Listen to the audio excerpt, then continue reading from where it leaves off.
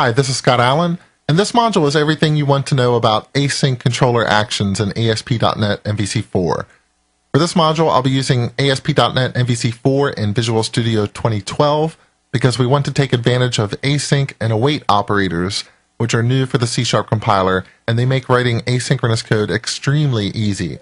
I'll show you how to write an async controller action and explain why you might want to use an async controller action, and we'll also look at parallel processing, timeouts, exceptions, unit testing, and have a brief introduction to the task parallel library along the way.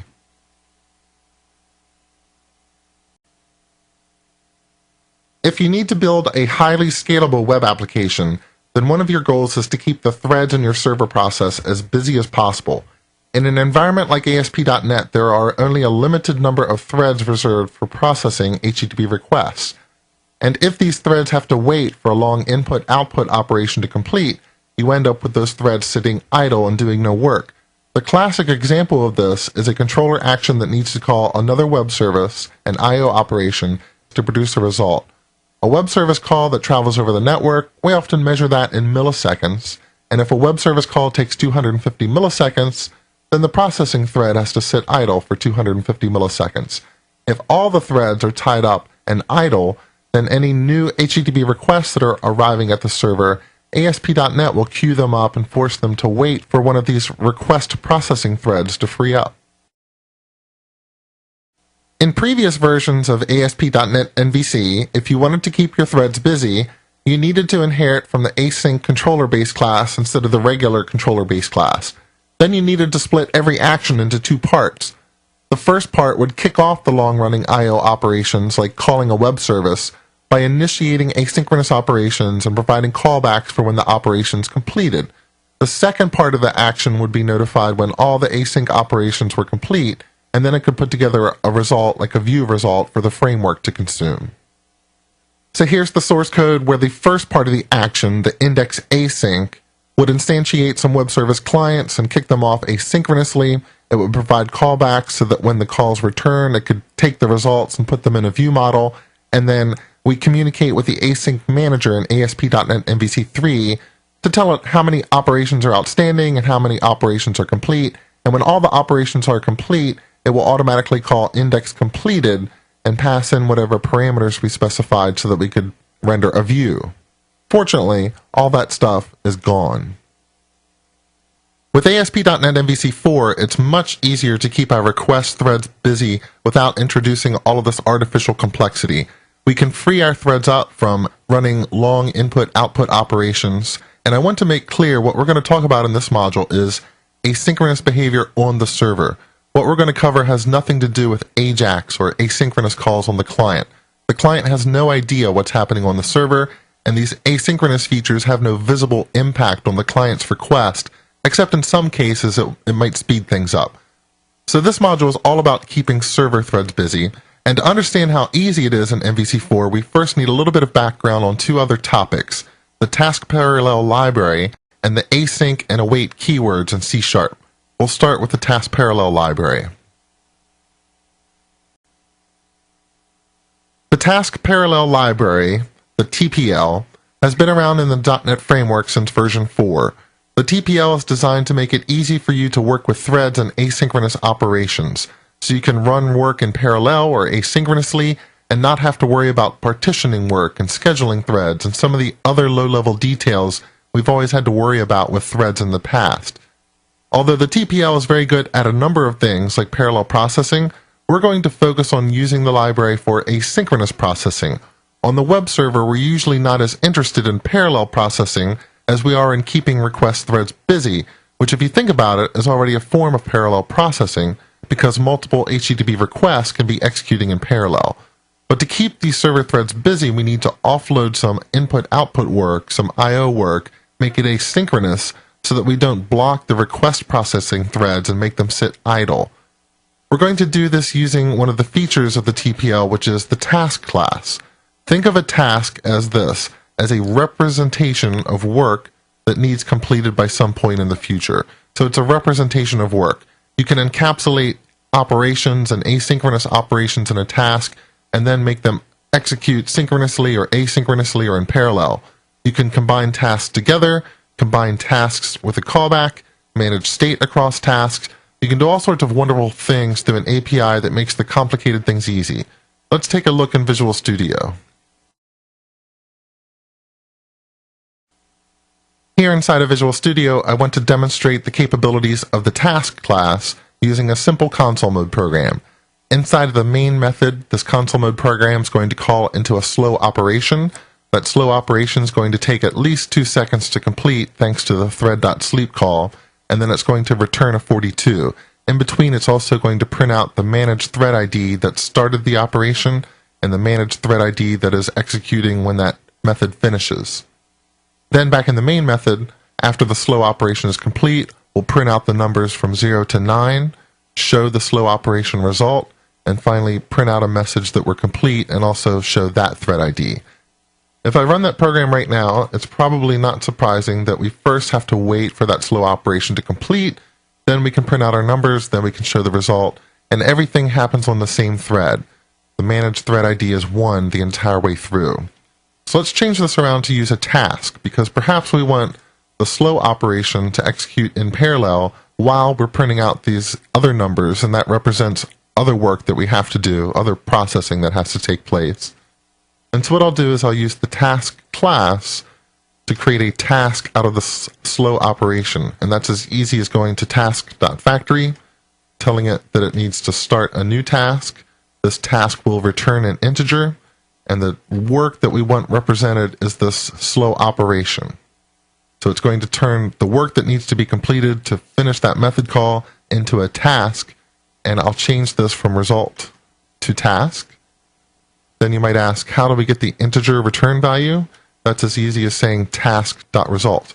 Now, if the task is not completed at this point, then task.result will block the program at that point. It has to wait until the task completes before it can give you that integer value back. But there's other things we could do with the task.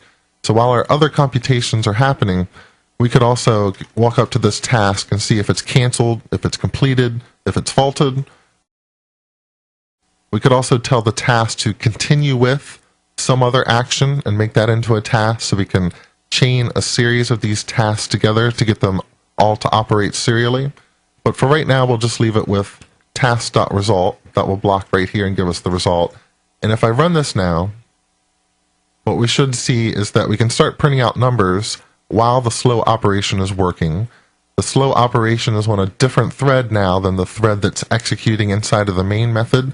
The slow operation was on thread 3, the thread inside of main was on thread 1, and we still get the proper result, which is 42. That's a quick and simple demonstration of what task can do for you. We never had to worry about scheduling threads or starting a thread. It all just happened behind the scenes through this abstraction called a task. And next, we'll see how the C# compiler here in Visual Studio 2012 can make this even more interesting using the async and await keywords. Asynchronous programming is everywhere these days. It doesn't matter if you're on the client or the server. On the client, you want asynchronous operations to take place because you want to keep the UI thread free. You don't want it to block on I/O operations because then the UI freezes and it doesn't respond to the user's mouse clicks. This is why the A in AJAX stands for asynchronous, and it's partially why AJAX makes browser applications more responsive. It just keeps that UI thread free.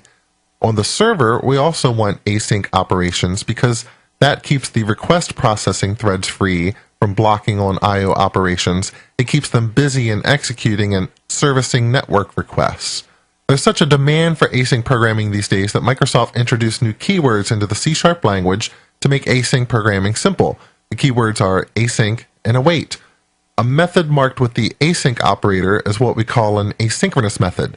And inside of any asynchronous method, the await operator can suspend execution of a method until some task is complete. While the method is suspended, the caller is free to continue processing, and the calling thread can work without blocking and waiting for that method to finish. As a result, you can write code with a logical flow, but behind the scenes there's actually a thread jumping in and out of the method and keeping that thread busy.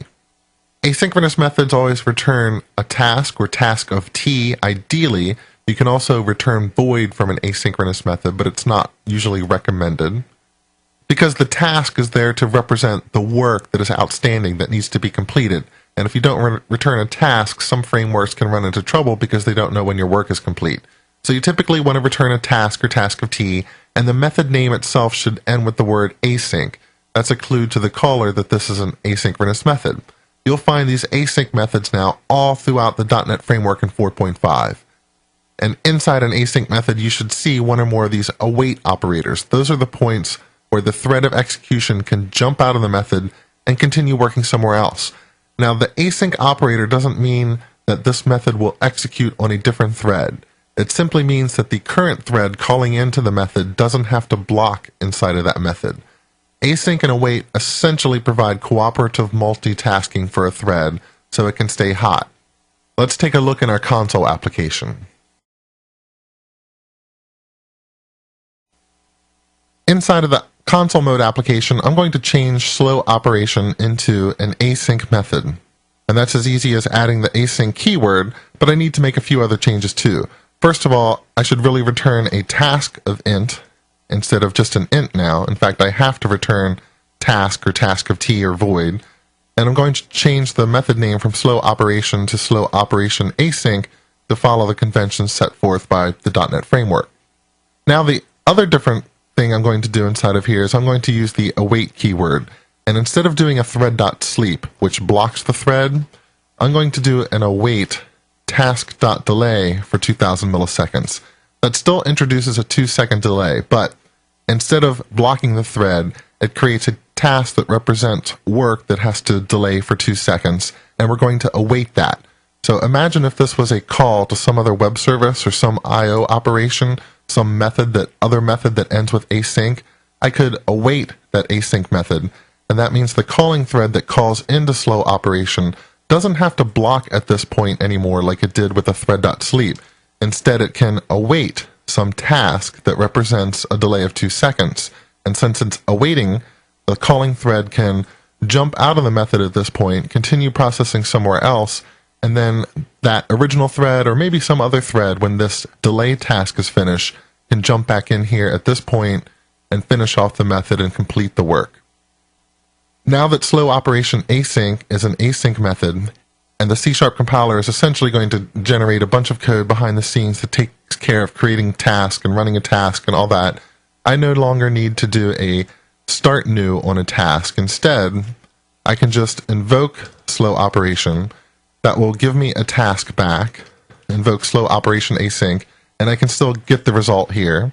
And I can still do all the other things that I might want to do with a task, like explicitly wait for it to finish at a certain point. That's a blocking call.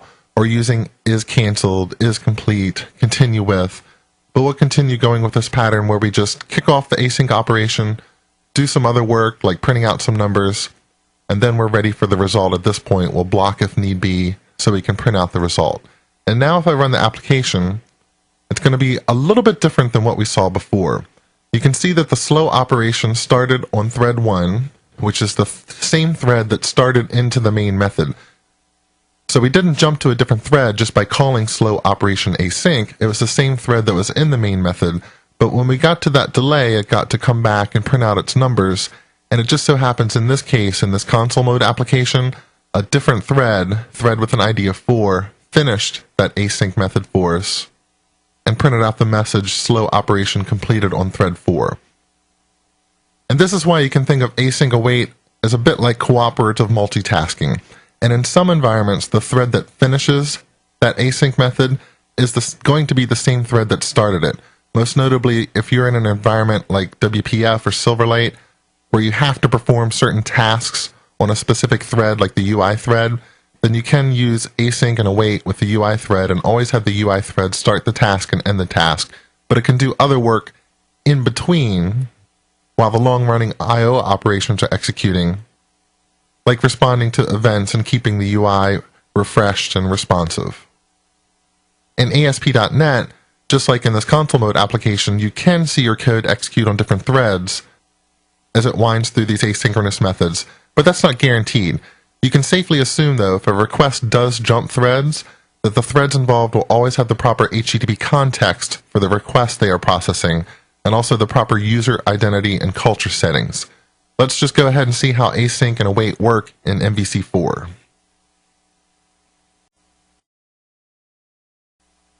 Here we are inside of an ASP.NET MVC4 application that's still using the MVC3 approach to build an asynchronous controller.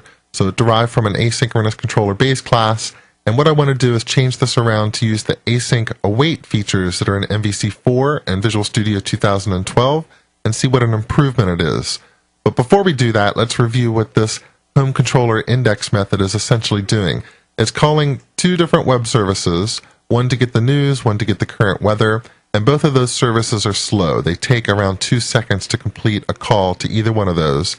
So we're doing it asynchronously with help from the async manager, and I have some messages sprinkled throughout here so we can see which thread is executing which part of the code. And of course, by the time we get to index completed, we'll have built an entire model with the current news and the current weather and all our messages, and we'll be able to render a view.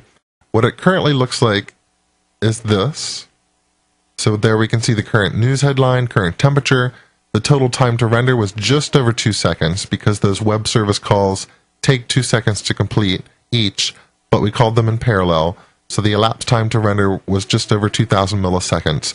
And we can see at least 4 different threads were involved. Thread 7 started the action. Thread 11 called into index complete. We had threads 14 and 13 finishing up work from our web service calls.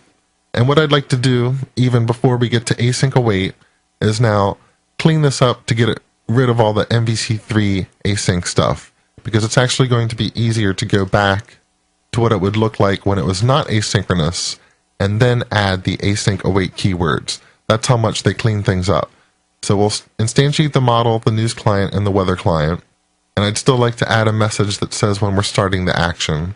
But then I'd just like to make synchronous calls for right now and say model.headline equals news client dot get headline. Just make a synchronous call. Model.temperature equals weather client dot get current temperature. That's a synchronous call. That will put our model together. That's everything that we need for our model. And now what I could do is just take this code, say that we're finishing up the action, we're going to return the view. We no longer need the index completed. And now this index method needs to return an action result or a view result. Now I'll do a quick build and we'll run this to see how it behaves. It shouldn't be very surprising if we see that everything occurs on a single thread and that it now takes over 4 seconds to complete. So there we go, a little over 7 seconds. Maybe that's because I'm on a virtual machine and there's a lot of disk churning here when I recompile everything.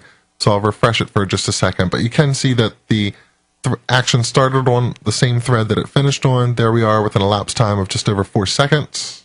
And we still get the same temperature and news headline, the ones that we expected.